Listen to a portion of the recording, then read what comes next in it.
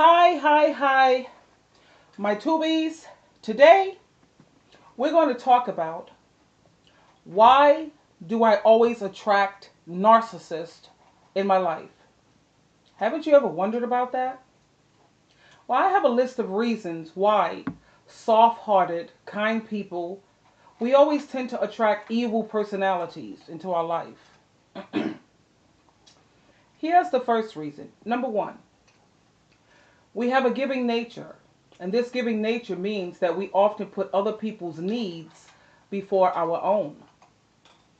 We're so open, number two, that we take on other people's stuff, like all of their emotional baggage, like we are emotional storage containers.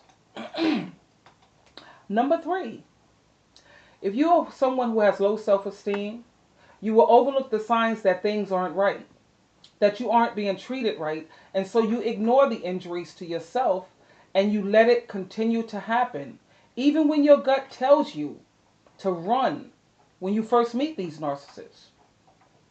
Number four, if you feel like a victim or you've been victimized in the past, you'll project that belief outwards. And believe me, like blood in the water, like a shark can smell blood in the water, a narcissist will pick up on it and they will hone in on you like you're their number one target. They know when someone has been victimized or when someone has low self-esteem. Number five, your sensitivity to other people's feelings means it can feel wrong when you know you're supposed to say no. You feel wrong about saying no.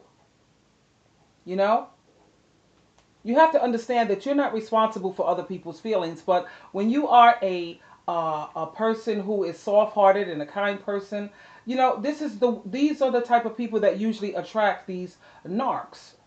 So, tell me something. So far, is this familiar to you? Does it sound like you? You want to stop, right? But you're wondering, how do you stop?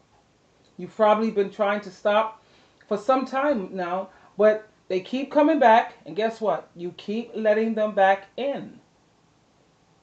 You know?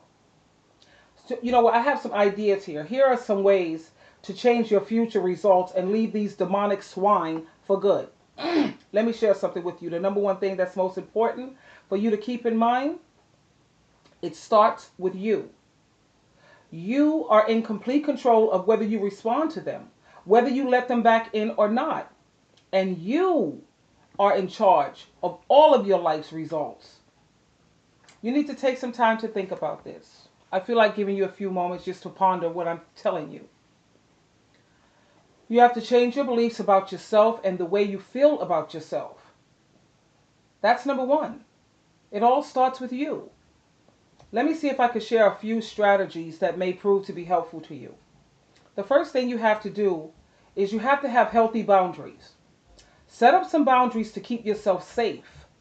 Learn to let people in who will be there for you, and keep out those people who only want something from you, people who only want to use you. You got to get rid of those people. Every time you look up, they're asking for something. Number two, change your focus. Focus on your positive qualities and feel good about yourself by yourself. You may find it helpful to write in a journal. That helps to get your feelings out and develop an awareness of who you are, your feelings and your beliefs. Writing really helps. It helps you to understand and helps you to process your emotions, and eventually you stop reacting. It's a very, very powerful form of self-therapy. I live with my journal. I write in my journal every single day. It is therapy. Three, what about serving others? Do things that are genuine, unconditional. When you do things that are genuine and unconditional, this makes you feel good when you try to help other people. But you have to be careful who or what type of people you help. I always tell my friends and my family, my son and my daughter, be very careful who you try to help. I only help people who are on God's team. That's it. And I'm not talking about people who pretend or front or whatever to be on God's team. I can tell if you're genuinely on God's team by the way you live your life, by when I listen to you talk, by I look at your body language. Yeah, I got an excellent idea of if you're on God's team. You know, I've made mistakes in the past, like all of us have. But I learned. I learned.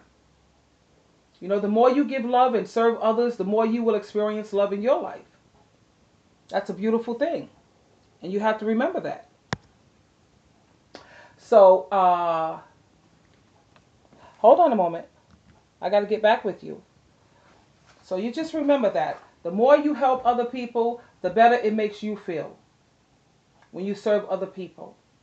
And I know it may sound selfish at this time, but this is a part of why I serve people. I try to help people the way that I do. You know, I do it because I love to feel good. And it makes me feel happy to see other people happy. That's a very powerful emotion. Number 4, your values. You have to write down all the values you want in a relationship and write down what percentage you are demonstrating that in your own personal life. For example, if you want 100% honesty from a partner, you need to really ask yourself whether you are 100% honest with others, your loved ones, your friends. Are you 100% honest with yourself? If you are anything less than 100%, then you must start with developing this within yourself before you can even expect it from other people. It's up to you to do the work, remember this, and it's up to you to make your life better. When it comes to the narcissist, it should be comforting to you to know that their problems and everything they say and do is a reflection of who they are, not you. Trying to fix them is unhealthy for you. You deserve somebody who manages their own emotions well and in a healthy manner. It's a process and it can be challenging. But the more you stay on this path, you will realize that it gets better and better and better all the time. But this is only going to happen if you stick to it. So stop moping around in the dark place that you feel that deep depression and decide right now, what kind of life do you want to live?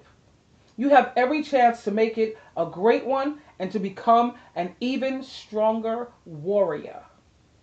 In the meantime, my darlings, stay blessed and keep on rising, my warriors. This is Sheila Truelove. You always have a choice. It's always up to you. Choose wisely. I love you, and I know you can do this. Until next time, bye, my tubies.